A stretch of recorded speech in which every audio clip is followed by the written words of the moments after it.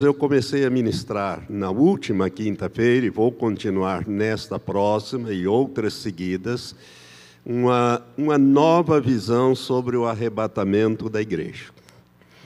Eu já ministrei o arrebatamento da igreja aqui, no final de 2015, 14 e 15, foram 9 ministrações nas quintas-feiras, e passei para os irmãos aquilo que eu entendo e prego aí fora. Esta nova visão, eu assim a chamo, eu a conheço há 30 anos, há mais de 30 anos, mas eu nunca falei desse assunto em lugar nenhum e nem com ninguém, a não ser minha família, minha esposa e agora o presbitério. Há poucas semanas atrás, nós nos reunimos e eu passei essas coisas que eu estou ministrando e outras que eu não vou ministrar, e entre estas eu falei desta visão também, uma visão nova. Por que eu vou passar agora, há mais de 30 anos que eu conheço? Porque pode ser que seja assim, e se for assim, vai ser um pouco diferente daquilo que eu ensinei e ensino, né, ao longo desses 30 anos sobre o arrebatamento da igreja. Será um pouco diferente. Por isso o meu convite e a minha insistência para que você esteja aqui nas quintas-feiras. Se de tudo você não puder, por razões de trabalho ou de estudo, pegue no site da igreja, que é www.betelonline.com.br, e você pegue ali essas ministrações de quinta-feira. Para facilitar, eu estou ministrando de camisa branca e gravata, sem paletó. E aos domingos, como eu tenho ministrado sobre o arrebatamento da igreja, eu tenho usado paletó só para te ajudar você localizar, que às vezes não tem data lá e fica meio difícil, é tudo em inglês. Então, aonde você achar o pastor ministrando de camisa branca e gravata, sabe que é esta quinta-feira que eu estou ministrando, ok? Então, meu convite para você estar aqui na próxima quinta-feira conosco, em que eu começo, então, a falar, depois dessa introdução que eu fiz quinta-feira, eu começarei a dar esta visão diferenciada, muito rara. Eu nunca vi ninguém falar disso, e eu tenho isso há 30 anos que eu recebi esse material, estudei várias vezes, e somente agora resolvi falar sobre esse assunto. Nós estamos falando sobre a grande tribulação, várias etapas sobre este período singular na história da humanidade. Quando Jesus fala em Mateus 24, no sermão profético, ali a partir do verso 15 até o 22, ele fala sobre este assunto. Nós já lemos várias vezes esse texto aqui, é o texto básico da nossa ministração. Jesus, ele disse que nunca houve nem jamais haverá um período como aquele, desde que há homem sobre a terra, desde que o homem foi criado, nunca houve nem jamais haverá. Agora eu quero dizer para você que antes da criação do homem, houve períodos assim que nós estamos descrevendo para você, e que vai acontecer outra vez. Por isso é que Jesus, na sequência, ele diz: se aqueles dias não fossem abreviados, nenhuma carne se salvaria. Quando ele diz nenhuma carne, ele está falando de toda a criação. Irmãos, é muito sério o que se aproxima de nós, mas ao mesmo tempo é glorioso, porque nós temos as promessas do Senhor. Jesus disse: eu vou abreviar aqueles dias, eu vou fazer as coisas acontecer, porque eu tenho os escolhidos. Ele diz, por causa dos escolhidos. Eu vou abreviar aqueles dias, eu vou interferir naqueles dias. É mais ou menos isso que o Senhor está falando. E nós estamos, então, falando sobre este tempo chamado grande tribulação. E eu quero terminar esta primeira parte para mais para frente. Domingo que vem eu não vou ministrar, porque nós teremos a Santa Ceia, batismo de manhã, Santa Ceia à noite, então não vamos tocar neste assunto, não vai ser escatológico as ministrações de domingo, próximo, mas mais para frente, no dia 21, nós vamos voltar a esse tema. Eu quero ver se eu dou a segunda parte desse estudo mais rápido. Porque esta primeira parte, ela tem muitos acontecimentos, fatos que os nossos irmãos têm dificuldade, às vezes, de captar. Então, deixe-me fazer uma recapitulação para nós encerrarmos essa primeira parte da grande tribulação, que eu quero falar com os irmãos. Irmãos, nós estamos vivendo, quais os dias que nós estamos vivendo? Profeticamente falando, biblicamente falando, nós estamos muito próximo daqueles grandes eventos que vão culminar com a abertura da última semana de anos proféticos. De Daniel, capítulo 9, aonde Daniel estava orando e confessando o seu pecado, e o pecado do povo de Israel, isto há 2.500, quase 2.600 anos atrás, e Deus enviou um anjo, o anjo Gabriel, e ele veio voando rapidamente. Daniel o viu, e ele veio e se apresentou a Daniel, e disse: olha, por causa das tuas orações eu vim. Agora você preste atenção. E ele então começa, a partir do verso 20, do capítulo 9 de Daniel, ele começa a dar aquela profecia que é específica para o povo de Israel. O anjo começa dizendo assim: 70 setes, ou 70 semanas de sete, estão determinadas, decretadas, diz a minha versão, sobre o teu povo e a tua santa cidade, que é Jerusalém. Então, esta profecia de Daniel, capítulo 9, versos 20 a 27, ela diz respeito a Israel e a cidade de Jerusalém, exclusiva. Entretanto, nós sabemos que o relógio profético de Deus gira em torno de Israel. Israel é o relógio de Deus. Então, nós vamos estudar essa profecia, já estudamos ela quase toda, né? Para quê? Para que a gente conheça o tempo profético que nós estamos vivendo. E ali o anjo divide aquela profecia em 3 partes. Tem um estudo que eu dei sobre as 70 semanas. Então, Jesus cumpriu esta profecia. É por isso que quando ele chegou no alto do Monte das Oliveiras e olhou para Jerusalém, de lá você olha para Jerusalém, ele chorou sobre Jerusalém e diz: ah, se tu soubesses, ao menos neste dia, o que te poderia trazer a paz. Mas isto está agora encoberto aos teus olhos. Jesus chorou sobre a cidade montado num jumentinho, quando ele entrou triunfalmente em Jerusalém. Irmãos, isso é muito significativo, porque Jesus estava se referindo exatamente à profecia de Daniel 9, 27. Poderia ser diferente o destino dos judeus se eles tivessem recebido Yeshua, Jesus de Nazaré, como seu Messias. Mas diante do governador e juiz Pôncio Pilatos, eles disseram: crucifica-o, crucifica-o. Mas esse homem é inocente, eu não vejo nenhum mal nele, crucifica-o, crucificam, gritavam mais forte aquela multidão, liderada pelos principais dos sacerdotes. E Pilatos diz: eu vou lavar minhas mãos, eu sou inocente do sangue deste homem. E lavou simbolicamente as mãos, mas não adiantou muito para ele. Mas simbolicamente ele lavou as mãos. E aí eles disseram: que o seu sangue caia sobre nós e os nossos filhos. Irmãos, isso é tremendo, porque o sangue caiu sobre os judeus. Poucos anos depois, eles foram dizimados por Tito, no ano 70. Isso aconteceu lá pelo ano 29, 33, aí depende da leitura do calendário que se faça, né?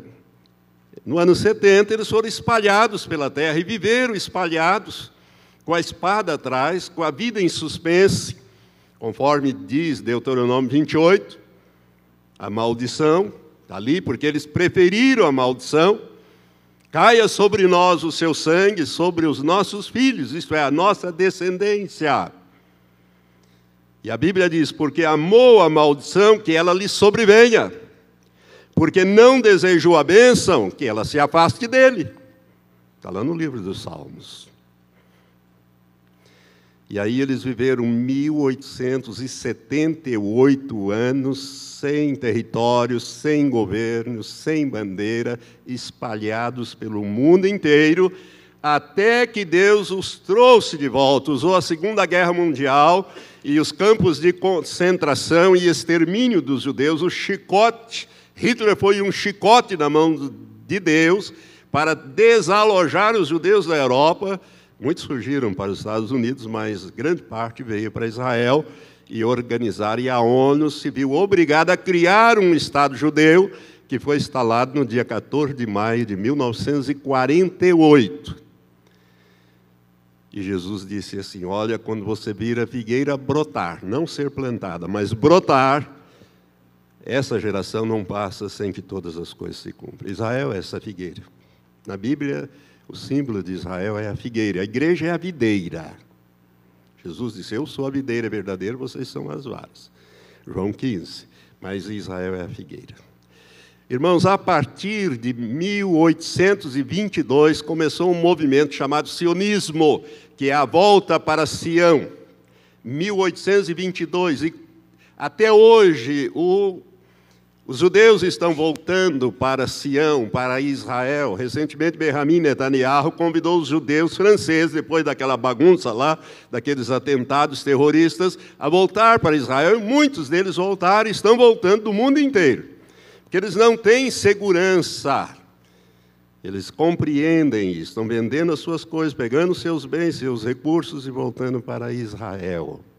Por quê? Porque Deus tem ainda uma semana de anos para tratar com eles. Aquela última semana de anos é muito importante. Por quê? Porque ali na 69ª, ou seja, na 69, Deus abriu um parênteses e inaugurou o período da graça, que é a era da igreja, a era do Espírito Santo. É o Deus, não o Deus conosco, Emanuel, mas o Deus dentro de nós, para nos dirigir em todas as coisas. E aí, então, falta essa semana, e o tempo dos gentios, até que o tempo dos gentios termine. O tempo dos gentios é este, que vai lá da 69ª, lá da morte de Jesus até o arrebatamento da igreja. E o arrebatamento está na iminência de acontecer, e esse tempo está para terminar. E Deus vai voltar a tratar profeticamente com os judeus naquela última semana de 7 anos. E vai começar muito mal aquele negócio. Porque quem vai aparecer no cenário é o anticristo. E ele vai fazer um tratado, um pacto com os judeus. Está lá na parte final da profecia de Daniel 9:27. E ele fará uma firme aliança com muitos judeus, para durar uma semana de anos, 7 anos. E por que o anticristo vai fazer isso? Qual é o interesse dele? Por que essas coisas estão para acontecer? Porque Israel vai estar a ponto de ser aniquilado da face da terra. Não é isso que nós estamos vendo, irmãos. Nós estamos vendo os acontecimentos que vão culminar agora. Então, eu estou fazendo esse resumo para você se situar profeticamente, biblicamente, no tempo que nós estamos vivendo. Deu para você entender? Todo mundo me entendeu até aqui? Amém? Ou ficou mais confuso ainda? Eu espero que não. Irmãos, então qual é o próximo acontecimento profético que vai acontecer, pastor?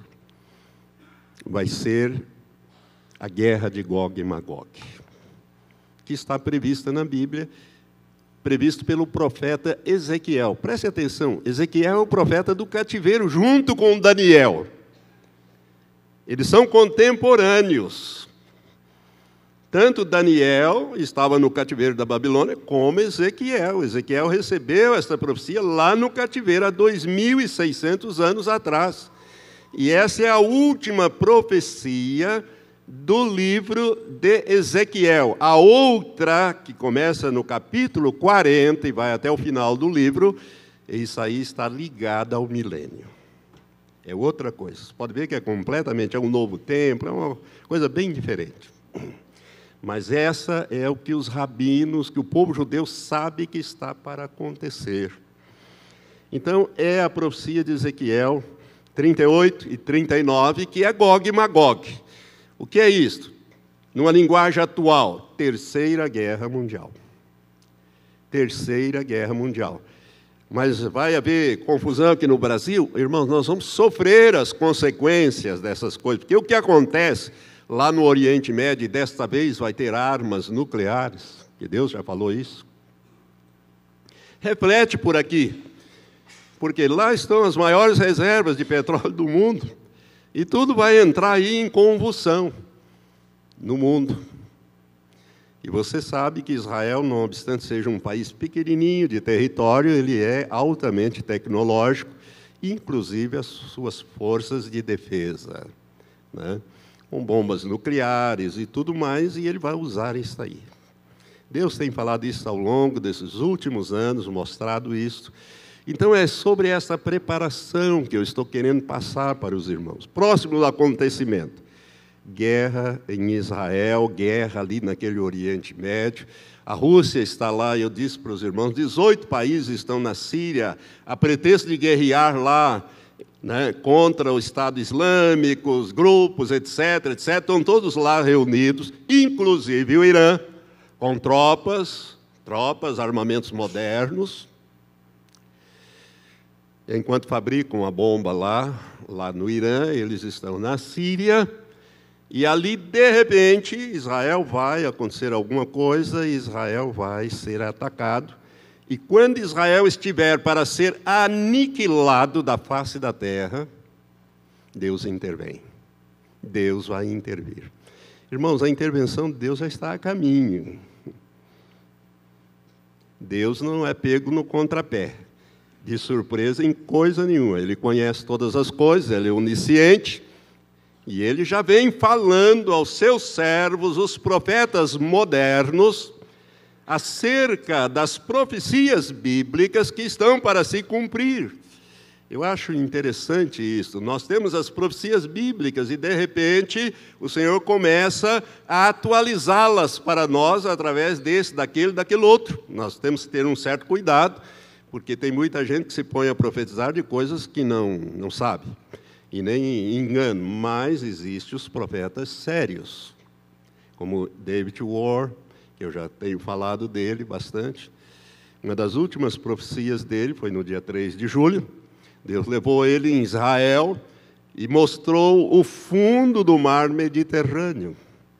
E o fundo do mar se revolvia, as rochas se levantavam e se revolviam, e o resultado daquilo foi um enorme tsunami que entrou em Israel e nos outros países ali. Você sabe que Tel Aviv está na beira do mar. Tel Aviv é a principal cidade, né? E foi entrando e foi tomando conta de tudo, e os judeus corriam para os abrigos. Ele fala disso num dos vídeos, você pode ver lá, né? Foi agora em julho, Deus mostrou isso para ele. Ele disse: olha, preste atenção, eu sempre profetizei a mando do Senhor Jeová para as nações, mas agora o Senhor está voltando os seus olhos para Israel, e Ele vai me levar para Israel, porque Ele já me mostrou indo para Israel. Irmãos, a hora que esse profeta estiver lá, acabou o tempo dos gentios, as nações. Deus vai voltar-se para Israel, porque é a última semana que vai começar. Como é que começa essa última semana? Começa com essa guerra.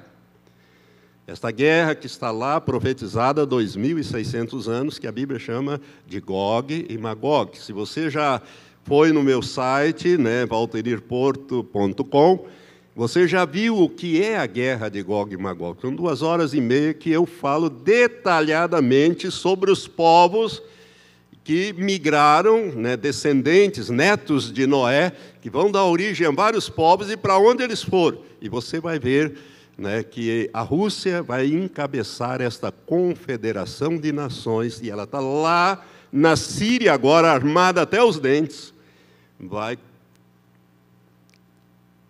ela vai encabeçar e dirigir esses ataques contra Israel. Os Estados Unidos vai entrar no meio e vai ser mais trágico ainda, porque Deus está até na ponta do cabelo com os Estados Unidos da América do Norte. Já está sob juízo, e os juízos virão violentamente sobre aquela terra. E nós, como estamos nas Américas, vai sobrar também para nós. Os irmãos sabem, eu já pedi que você ouvisse esses vídeos de Nathan Rocha, né, daquele asteroide que cai na região do Caribe, né, e vai atingir o Brasil às 6 horas da manhã. Ali são faladas muitas coisas. Eu quero dizer para os irmãos que são esses os profetas que Deus está levantando para tocar a trombeta e despertar o povo para os dias finais. Então, irmãos, ali, nesta guerra, nessa terceira guerra mundial,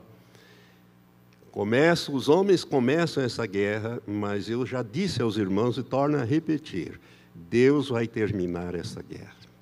E Ele vai terminá-la liberando o 6º selo de Apocalipse, capítulo 6. E ao liberar o 6º selo, e eu quero ler com você, abra sua Bíblia, em Apocalipse 6, a partir do verso 12, quero ler novamente esse texto. E ao terminar essa guerra, liberando este juízo, que nada mais é do que Ezequiel 38 também, que fala, Deus diz, quando Gog vier contra a minha terra, minha ira vai ferver e eu vou agir. E a ação do capítulo 38 de Ezequiel, a partir do verso 18, e a de Apocalipse, o 6º selo é a mesma. É o mesmo evento, você pode ter certeza, porque a descrição é muito parecida. E a partir do verso 12, de Apocalipse 6, nós lemos: E vi quando abriu o 6º selo, presta atenção, é Jesus quem abre os selos. Desde o início do capítulo 6, Jesus aparece, Ele é aquele que vence, é aquele que recebe o livro bem selado, com 7 selos, Ele vai abrindo esses juízos. Veja, irmãos, não tem anjos nesses juízos. O juízo de anjos começa no capítulo 8. 7 ele marca, manda os anjos marcar, e 8 começa os juízos das trombetas e taças, que vão lá para o fim do Apocalipse. Ali entre os anjos. Esses juízos não têm anjos agindo, é o Senhor Jesus liberando estes selos. E aqui ele abre o 6º selo. E houve um grande terremoto, e o sol tornou-se negro como saco de silício, e a lua toda tornou-se como sangue. E as estrelas do céu caíram sobre a terra, como quando a figueira, sacudida por um vento forte, deixa cair os seus figos verdes. E o céu recolheu-se como um livro que se enrola, e todos os montes e ilhas foram removidos dos seus lugares. Você preste atenção na gravidade deste evento. Isso aqui é um evento cósmico.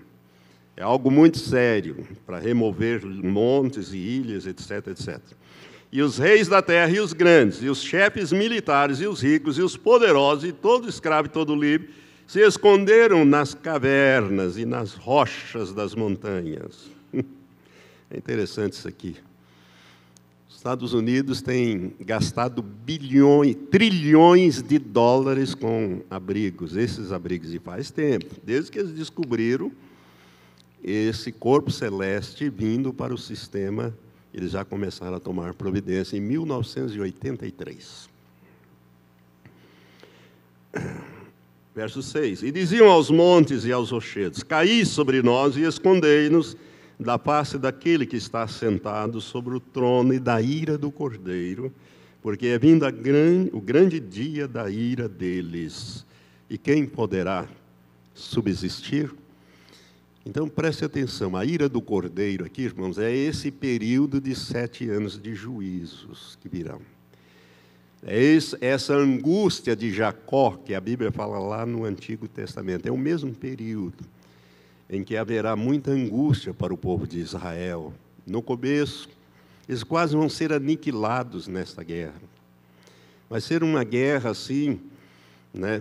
Muitos milhões de pessoas vão morrer, soldados, jovens. É por isso que os homens vão ficar muito raros sobre a face da terra. Porque os soldados, apesar que Israel tem também mulheres combatentes, mas a maioria são os homens que têm que ir para a guerra. Homens jovens que morrem nisso aí. Então Deus, ele intervém na história da humanidade com este juízo. Que juízo é esse, pastor? O que é este corpo celeste? Eu tenho explicado isso, e como esse assunto envolve muita informação, a gente tem que ir devagar com vocês. Preste atenção, vou fazer um resumo rápido para você. Entre dois sistemas solares, dois sistemas estelares, o sistema solar, com os nossos planetas, luas, etc., e um outro sistema que é o mais próximo da Terra, que está a 4 anos e meio, anos-luz e meio da Terra, que é Alfa de Centauri, o Alfa Centaurus. Entre esses dois sistemas estelares flutua um mini-sistema, que é uma estrela anã marrom, que apelidaram, chamam de Nêmesis, e em torno dela existem 7 planetas com as suas luas, que orbitam este Sol negro, que Carlos Munhoz Ferrada chama de Sol negro. Ele está a 32 bilhões de quilômetros do nosso Sol. Essa estrela apagada, então, é um sistema solar, e ela flutua entre Alfa de Centauri e o nosso sistema solar. Quando ela se aproxima com os seus planetas do nosso sistema solar, começa uma perturbação por causa dos campos gravitacionais, principalmente de um desses planetas, o maior deles que orbita essa estrela, chamada Nibiru, ou Nibiru. Ou Hercóbulos, Planeta X, tem vários nomes, Tique, Tiche, e vai por aí afora. Mas o nome que ele é mais conhecido é Nibiru. Esse Nibiru orbita a estrela negra, ele vem orbitando, mas ele entra no sistema solar, quando todo aquele microsistema se aproxima do nosso. Aí ele, que tem uma órbita muito alongada em torno da estrela original dele, entra no nosso sistema solar e orbita o nosso Sol. Isso se dá, segundo alguns, a cada 3.600 anos. E outros, como Ferrada, Carlos Munhoz Ferrada, a cada 13.000 anos. Esse corpo celeste entra no nosso sistema solar. Seja lá qual for esse negócio, 2002 ele tangenciou o nosso corpo, o nosso sistema solar, e em 2003 ele entrou no nosso sistema solar. E aí começaram muitas perturbações em todos os planetas. Eu mostrei um vídeo aqui para vocês de reportagem que falava, olha, está havendo perturbação no Sol, lembra? É um videozinho pequenininho que mostrava em todos os planetas, inclusive a Terra. E o cientista não sabe direito. Por que essas modificações e intensificações, principalmente de terremoto, vulcão, maremoto, essa confusão toda sobre a Terra? Claro que eles sabem, eles dizem que não sabem, mas sabem. Então, em 2003 ele entrou, 2002 ele tangenciou, e em 2003 ele entrou. 2012, ele vendo lá de baixo, ele orbitou o nosso Sol. E ele, então, teve o seu periélio. O que é isso, pastor? Periélio é o momento em que um corpo celeste mais se aproxima do Sol. Quando ele teve o periélio, vamos dizer que isso aqui seja o Sol, né? Quando ele se aproximou do Sol, a Terra estava orbitando do outro lado do Sol. Preste atenção, o Sol é 1.300.000 vezes maior do que a Terra. Então, a Terra não sofreu aquela influência. E ele, em 21 de dezembro de 2012, justamente aquele negócio dos maias, os cientistas sabiam que não ia acontecer nada, mas os maias escreveram lá nos calendários deles que haveria uma mudança, uma nova fase. Ele orbitou o Sol e continuou subindo. Em 2015, ele virou e está na descendente. Ele está voltando para sair do sistema solar. Ele vai sair lá pelo ano 2020, 2021, por aí assim, que ele vai, 22, que ele vai sair do sistema.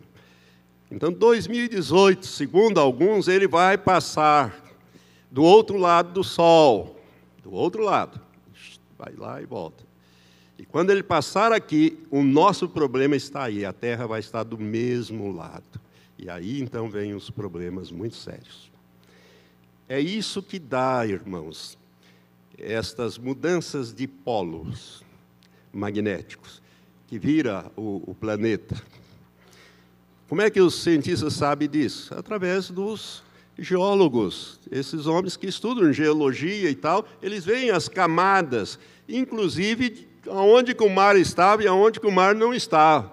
Por exemplo, se você for num dos museus de história natural no Paraná, acho que é no Paraná, sim, em Curitiba, você vai ver fósseis de peixes de água salgada que foram tirados ali daquelas pedras de Vila Velha, em Ponta Grossa. Ali, quantos metros está acima do nível do mar? Ali é o segundo Planalto. O primeiro termina em Curitiba, o segundo está ali perto de Ponta Grossa. Ali foram encontrados esses fósseis de peixes de água salgada. Significa que o mar andou por ali. Em que época foi? Não sabemos, mas tem muito tempo. Então, eu quero que você entenda que essas mudanças, a passagem desse corpo celeste que orbita, entra no sistema solar e orbita o Sol, ele é bem grande. Ele é mais ou menos 4 vezes, de 4 a 5 vezes o tamanho de Júpiter, que é 1.300 vezes maior que a Terra. Então, por aí você vê mais ou menos as proporções desses corpos celestes. Agora, ele é um planeta rochoso, massivo, diferente de Júpiter, porque Júpiter é gasoso. Os 4 grandes planetas, lá no final do nosso sistema, são todos gasosos, e Júpiter, que é o maior deles, é gasoso. Ou seja, é gás que forma aquilo ali, mas tem um núcleo. Se nós colocarmos o Júpiter com o seu gás, com a sua forma, o seu volume, cabe 1.300 terras. Se nós considerarmos só a parte do núcleo, a parte dura de Júpiter, é 318 terras. São 318 terras. Mesmo assim, é enorme esse núcleo dele. Cabe 318 terras lá naquela parte dura dele. Gasosa, 1.300, quase 1.000 a mais.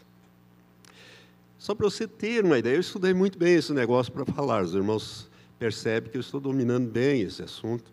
Eu venho estudando isso desde abril, esse negócio está me fervendo a cabeça. Porque eu estou pressentindo, irmãos, que as profecias bíblicas que a gente não entendia estão para se cumprir nos nossos dias. Agora, com uma dimensão que a gente ganha diferente. Então, eu tenho falado para você que a liberação desse 6º selo vai trazer para a Terra um asteroide grande. Deus tem falado isso. Preste atenção, não é o Nibiru. Nibiru é um planeta.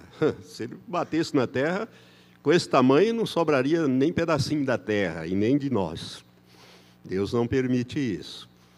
Ele tem uma órbita, mas nesta órbita ele desloca o cinturão de asteroides por onde ele passa.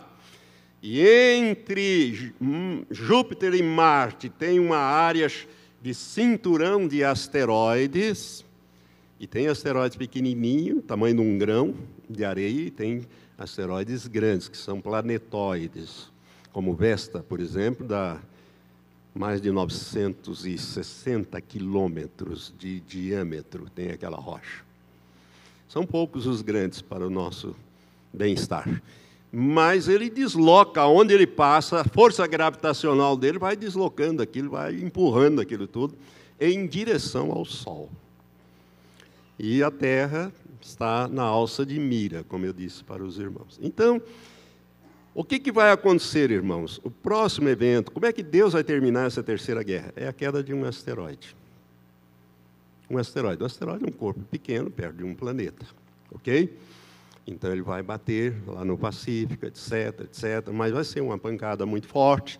E algumas coisas vão acontecer com a Terra que são descritas nessas profecias que eu tenho falado para os irmãos, desses vídeos, etc., que eu não vou repetir. Mas a queda desse asteroide, ele vai trazer um caos sobre a Terra. Uma das primeiras consequências é movimentação das placas tectônicas. Eu já falei isso para os irmãos. E na movimentação dessas placas vão eclodir grandes vulcões em vários lugares onde não tem vulcão. E outros que estão adormecidos vão entrar em erupção. Grandes terremotos, isso tudo está previsto em Ezequiel 38 e Apocalipse 6, como eu acabei de ler aqui para os irmãos. Outra consequência, gigantescos tsunamis, destruições das cidades costeiras aos oceanos. Jesus fala disso em Lucas 21, quando nós já também examinamos, 25 a 27, ele diz que os homens desmaiarão de terror pelo bramido do mar e das ondas. Irmãos, a força gravitacional vai fazer uma coisa ou outra. Ela vai aproximar a Lua da Terra, ou a Terra da Lua, e vai interferir no mar, porque a Lua interfere no mar. As marés alta e baixa nos mostram isso. Né? Quando a Lua se aproxima mais, nós temos... E aí vai ser uma tragédia. Os homens, Jesus fala disso. E quando fala da grande tribulação, ele diz: os homens desmaiarão de terror pelo bramido do mar e das ondas, e também desmaiarão pela expectação das coisas que sobrevirão ao mundo, porquanto os poderes dos céus serão abalados. Ou seja, o nosso sistema solar pode entrar em colapso, ou a nossa galáxia, por causa desse gigantesco corpo, 4,5 vezes, 5 vezes maior do que o nosso maior planeta. E é rochoso ainda por cima. Ele tem um campo gravitacional que é aquelas duas asas que aparecem. E esse campo gravitacional dele é extremamente forte. E o campo magnético dele também é extremamente forte. Irmãos, para virar um planeta, mudar os polos, só a conjunção desses dois campos, o magnético e o gravitacional. Infelizmente, esse negócio vai passar na descida dele, no periélio dele, dizem que a Terra vai estar do mesmo lado. Ou seja, quem que diz isso, pastor? São alguns cientistas que estão descontentes com esses segredos. Eu entendo que a NASA não pode falar nada, os governos não podem falar nada. A Agência Espacial Americana, que é a NASA, a Agência Espacial Russa, a Agência Espacial Europeia, a Agência Espacial Chinesa, a japonesa, eles não podem falar, porque senão o mundo vira um caos já agora. Todo mundo querendo um buraco para se esconder. Eles não falam sobre isso, mas alguns cientistas de nomeadas não acham que a população tem que saber dessas coisas. Então, vem os filmes, vem as indiretas por aí, isso, aquilo, aquilo outro. E, ultimamente, então, tem vazado no YouTube algumas informações. Né? Lembra daquele astrônomo lá do Havaí que se identifica como Ken? E ele filma o computador dele no celular. Ele disse: eu não posso gravar porque o software vai me identificar e eu posso ser preso. E ele mostra um gigantesco corpo se aproximando de quem? Do planeta Netuno. Ele estava subindo quando ele passou por ali em 2014.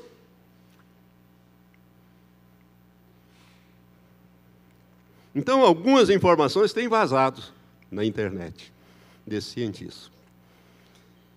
E dessa coisaiada que o governo americano está prevendo.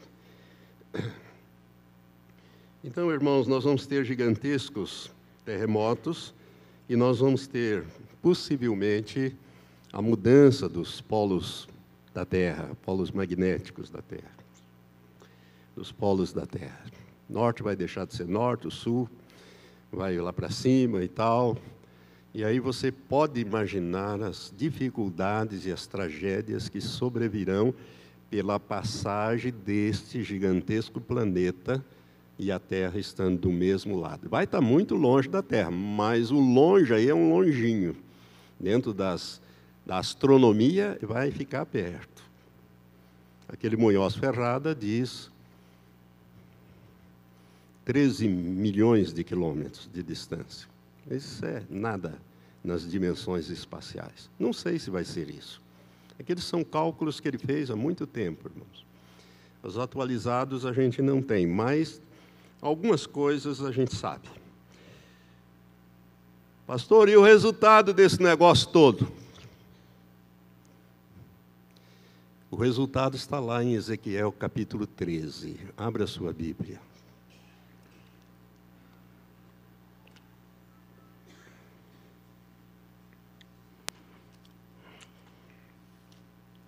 Irmãos, Ezequiel é um profeta, está lá no final do Velho Testamento.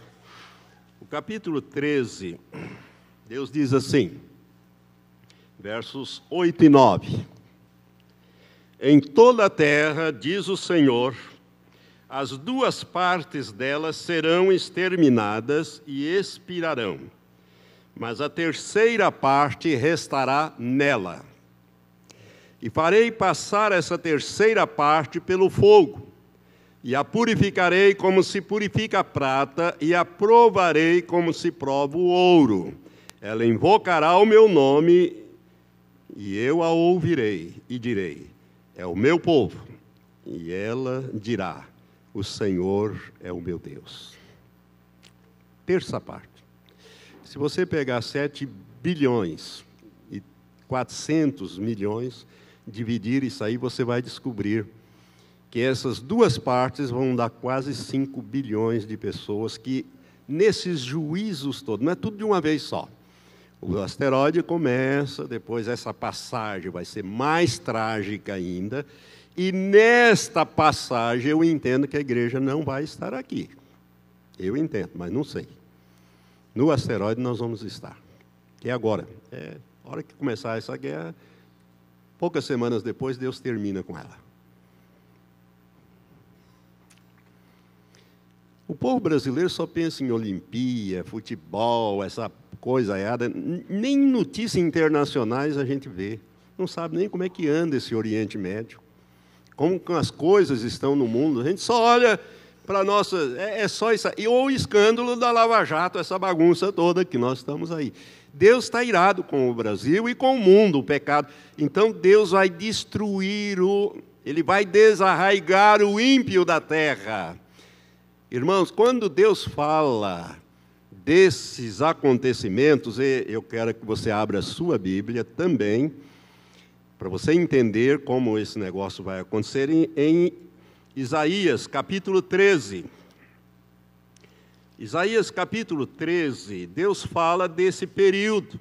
E quando você lê a linguagem de Deus, lá há 2.700 anos atrás, Deus falando desse tempo, Isaías 13, a partir do verso 9, Deus fala assim, eis que o dia do Senhor, lembre, esse dia do Senhor é esse período de juízo sobre a terra, ok? Esse período que nós chamamos da última semana de Daniel. Eis que o dia do Senhor vem horrendo, com furor e ira ardente, para pôr a terra em assolação e para destruir do meio delas os seus pecadores. Quem que vão ser destruídos? Os ímpios. 1000 cairão ao teu lado e 10.000 à tua direita, mas tu não serás atingido, somente com teus olhos olharás e verás a recompensa, o pagamento, a paga dos ímpios. Preste atenção nisso. Salmo 91 diz que estarei com ele na angústia, livrá-lo-ei. Tenho os meus anjos, eu vou dar ordem aos meus anjos para que te guarde. Verso 10. Pois as estrelas do céu e as suas constelações não deixarão brilhar a sua luz. O sol se escurecerá ao nascer e a lua não fará resplandecer a sua luz. E visitarei sobre o mundo a sua maldade, sobre os ímpios a sua iniquidade, e farei cessar a arrogância dos atrevidos, e abaterei a soberba dos cruéis. Farei que os homens sejam mais raros do que o ouro puro, sim, mais raros do que o ouro fino de Ofir. Pelo que farei estremecer o céu, e a terra se moverá do seu lugar por causa do furor do Senhor dos Exércitos e por causa do dia da sua ardente ira. Esse verso 13. Essa palavra, removerei a terra do seu lugar, no hebraico, ela tem um sentido de removerei a terra da sua órbita. Aonde que Deus colocou a terra? Orbitando o Sol, né? Numa órbita mais ou menos elíptica também, o Sol vai e volta. A cada 365 dias, 6 horas, 48 minutos e 4 segundos, ele faz uma volta completa em torno do Sol. Deus disse, eu vou tirar o Sol, a terra da sua órbita. Vai acontecer. Irmão, para tirar um planeta desse, de uma órbita determinada, tudo é por equilíbrio das forças gravitacionais, é porque a coisa vai ficar complicada. Deus fala mais disso? Fala. Ele fala em mais 2 textos. Abre comigo lá naqueles profetas menores, o livro de Ageu, capítulo 2, você vai encontrar Ageu, depois de Daniel tem Amós e Ageu, né? Depois de Daniel você vai achar, melhor, Oséias, e depois de Oséias você vai achar Joel, e é por aí que nós vamos chegar no Ageu, né? Depois do Amós. Eu sei que é depois do Amós. Não, Obadias. Esses profetas menores não são muito fáceis de achar, não. Mas nós vamos achá-lo aqui.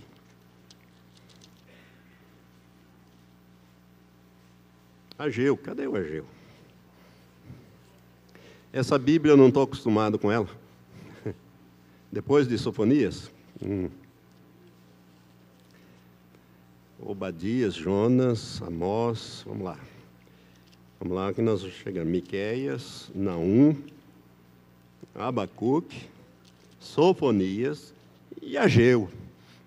Bem pequenininhos. Eu não estou acostumado com essa Bíblia grande, aquela outra pequenininha eu já tenho tudo marcado assim. A minha memória fotográfica. Tenho uma memória fotográfica, graças a Deus por isso. Capítulo 2, verso 6, Deus diz assim: pois assim diz o Senhor dos Exércitos, ainda uma vez, daqui a pouco, e abalarei os céus e a terra, o mar e a terra seca. Ainda uma vez, significa que Deus já fez isso antes. E a geologia comprova isso, várias vezes. A terra já girou pelas camadas do solo. Principalmente nesse Grand Canyon, a gente acha e vê aquelas camadas. Aquilo ali são geologia, irmãos. Mudanças na terra. Aquilo ali já foi mar, inclusive, em eras muito antigas. Mas Jesus disse, olha, desde que há homem sobre a terra, não houve um período, nem jamais haverá. Nem jamais haverá. E se aqueles dias não fossem abreviados, nenhuma carne se salvaria. Mas eu vou abreviar por causa dos escolhidos. É isso que Jesus está falando. Então, aqui em Ageu, o Senhor diz que abalarei, ele diz, assim diz o Senhor dos Exércitos, ainda uma vez, daqui a pouco abalarei os céus e a terra, o mar e a terra seca. Então ele fala em Isaías 13, ele fala em Ageu 2 e fala no Novo Testamento também em Hebreus 13. Vamos lá em Hebreus 13. Epístola aos Hebreus, provavelmente foi Paulo, o apóstolo, que escreveu, não se tem certeza, mas o estilo é dele, né? De Paulo, o apóstolo. Em Hebreus, capítulo 13, verso 26 em diante, nós lemos assim: a voz do qual abalou então a terra, mas agora tem ele prometido, dizendo, ainda uma vez hei de abalar não só a terra, mas também o céu. Ou seja, esse sistema, ou essa galáxia, a gente não sabe, não é só a terra, é o céu também. Para abalar a terra, precisa mexer no cosmos. no sistema solar. Não só a terra, mas também o céu. Ora, esta palavra, ainda uma vez, significa a remoção das coisas abaláveis como coisas criadas para que permaneçam as coisas inabaláveis. Pelo que, recebendo nós um reino que não pode ser abalado, retenhamos a graça pela qual sirvamos a Deus agradavelmente, com reverência e temor, pois o nosso Deus é um fogo consumidor. Irmãos, preste atenção nisso.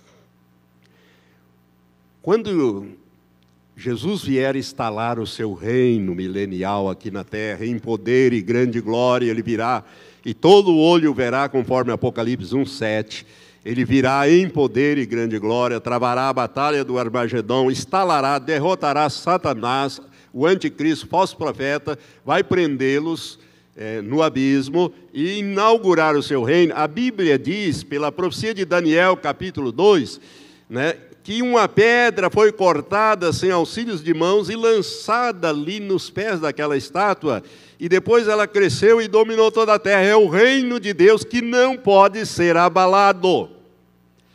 No reino de Deus futuro, não vai ter essas perturbações, essa coisa que existe no cosmos.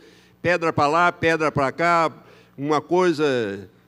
Isso não vai ter mais. Deus vai resolver definitivamente este assunto.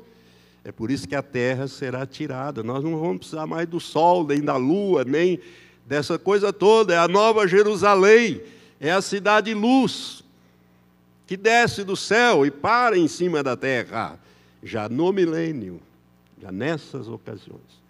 Então vai haver uma mudança completamente. Então o reino de Deus implantado sobre a terra não vai ser mais abalado.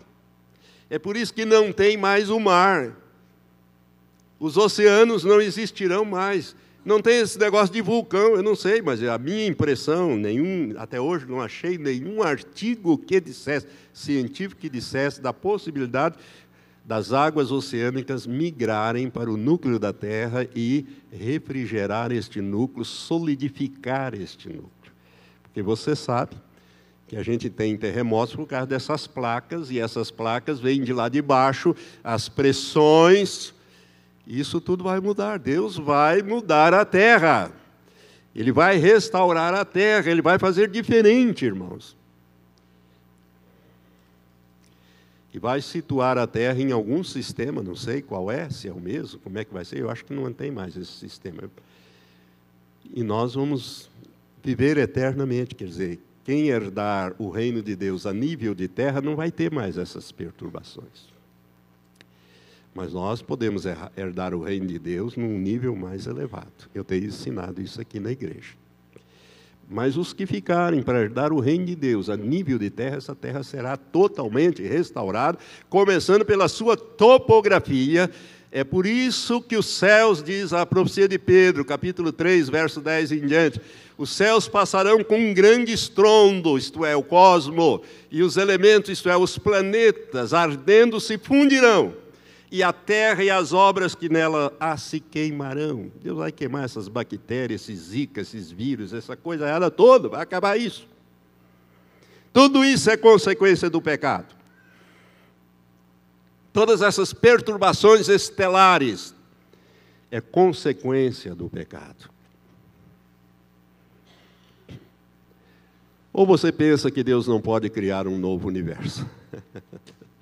Eu já não digo nem uma galáxia, um novo universo. Irmãos, os físicos mais adiantados hoje do mundo, tem um japonês, descendente de japonês, eu não lembro agora o nome dele, ele tem vários vídeos. Ele escreveu um livro chamado As 10 Dimensões. Ele diz que pelo menos existem 10 dimensões e que seriam outros universos paralelos. Eles estão chegando, engatinhando, estão indo. Eu digo para você que nós vamos ficar espantados das coisas que Deus criou. Irmãos, isso aqui é uma prova para nós, para ver se nós vamos ser fiéis ou não. Nós estamos num período de prova. É como no deserto, nós estamos caminhando no deserto. Vamos ver como é que vai dar, como é que vai ser isso aí. Vamos chegar na Canaã ou vamos rebelar-se contra Deus e morrer no deserto, nessa caminhada? Eu creio que não. Então, o resultado disso. Existem outros textos que eu poderia ler para os irmãos, mas eu quero parar aqui. O resultado disso tudo, irmãos, vai ser uma mudança no nosso planeta. No nosso planeta. E no final desse período, antes da implantação do milênio, nós vamos ter, então, no final desses 7 anos, nós vamos ter aqui uma terra totalmente diferente como nós a conhecemos hoje. E Deus vai, então, restaurar com a igreja. Jesus vai vir, ele vai reinar 1000 anos aqui. A partir de Jerusalém. Jerusalém não vai ser destruída. Então não se destrói toda a terra, destrói-se pedaços, partes, né? Modifica a topografia da terra. O ímpio vai ser exterminado da terra. Se você ler alguns outros trechos que eu tenho aqui, por exemplo, Isaías 24, de 1 a 6, Deus fala, olha, eu vou exterminar essa gente. Isaías 24, de 1 a 6, ele fala no capítulo 30, verso 26, que a terra cambaleará como cambaleia o bêbado, e sacudirá como uma rede de dormir. É nesse período. É todo esse período que nós estamos entrando nele. Pastor, e a igreja? Você está preparado para subir hoje? Se Jesus voltar hoje para você e disser, fulano, venha. Provavelmente você não vai vir nesse corpo. Você vai deixar esse corpo aqui e o espírito e a alma vai partir para estar com o Senhor. Mas, irmãos, na quinta-feira eu estou ensinando alguma coisa nova sobre o arrebatamento da igreja. E pode acontecer um pouco diferente do que nós pensamos. Mas uma coisa eu sei, presta bem atenção nisso. A igreja só vai ficar aqui, olha para essa Bíblia aqui, a biblona grandona. Vamos supor que toda essa extensão aqui são os 7 anos finais. 3 anos e meio os primeiros e os 3 anos e meio finais. A igreja não estará no final. Ela vai estar, possivelmente, aqui nos 3 anos e meio. Porque esse terço que vai sobrar, quase que uma grande parte deles vão correr para as igrejas. É aí que Deus vai cumprir a profecia de Joel. Derramarei do meu espírito sobre toda a carne. A carne que sobrar. Porque essa empiaiada aí não quer saber de Deus. Não quer saber de nada. É bagunça, é viver desbragadamente. Então, juízo sobre eles. Espada do Senhor. Aí os que sobrarem vão vir para as igrejas e Deus vai derramar do seu espírito. Irmãos, vai ser assim como o anticristo começa a governar e a arrumar este mundo, Deus começa a surgir uma igreja forte, poderosa, de operação de sinais e maravilhas e prodígios, coisas espantosas, muito maior que a igreja primitiva. Irmãos, nós temos essa promessa. A igreja, o Senhor já me falou, que essa igreja será um referencial. Meu Deus, meu grande Deus. Você está num lugar onde Deus trouxe. Você vai ser usado, meu irmão. Não tenha medo desse negócio que vir. Tem anjos poderosos. Ele te sustenta no ar. Tira você daqui e leva para lá, como ele fez com Filipe. O Senhor disse que vai fazer isso. Olha o vídeo do Natan, e ele fala disso. Aqueles crentinhos, esse ele vai recolher logo. Logo. Ai, Senhor. Irmãos, o crente não pode ser assim. Não pode ser como esse negócio de o vento sopra, ele verga para lá. Sopra de lá para cá, ele verga para cá.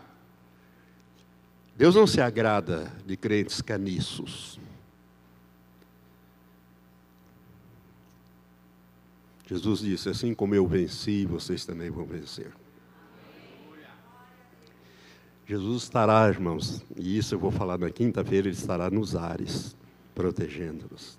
Durante toda essa campanha, toda essa coisa errada, o Senhor estará bem no cosmo da terra, aqui bem pertinho de nós. Mas isso eu vou falar quinta-feira. Então, na próxima ministração escatológica, eu vou fazer no domingo, dia 21, eu vou entrar na segunda parte dessa ministração, que é a 70ª semana, a última, essa primeira parte aqui que eu vou abordar. O que vai acontecer aqui? Nós provavelmente ainda estaremos aqui, não sei quanto tempo, se é todos 3 anos e meio ou uma parte dele. Mas nós possivelmente estaremos aqui. Mas antes, Ele vai levar alguns, porque já estão preparados, não aguentarão o que virá, né? Esses Ele vai, na sua grande misericórdia, levar. Mas Deus conta conosco para esse trabalho de evangelização depois dessas coisas. Irmão, vai ser muito fácil evangelizar nesta época, porque as pessoas vão querer, vamos lá naqueles crentes, porque é o Apocalipse, é o Armagedon, é o fim do mundo esse negócio. Não sobrou quase ninguém. E vão vir mesmo. E glória a Deus, porque virão. E daí, nós não vamos ficar ensinando tantas coisas que nós já ensinamos para você. Você vai ser um instrumento. Nós vamos ser um instrumento nas mãos de Deus para salvar essas vidas, porque os juízos vão ainda continuar, irmão. Lembra das trombetas, as coisas vão continuar, não vão amolecer, não. Esse primeiro vai ser muito forte para sacudir e arrancar a igreja das garras desses maus pastores, apóstolos, falsos profetas, falsos apóstolos, falsos pastores, falsos mestres, essa confusão toda, e também punir o ímpio, porque a Bíblia diz que Deus fez tudo para um fim. Até o ímpio Ele fez para o dia do mal. Vamos ficar em pé. Eu sei.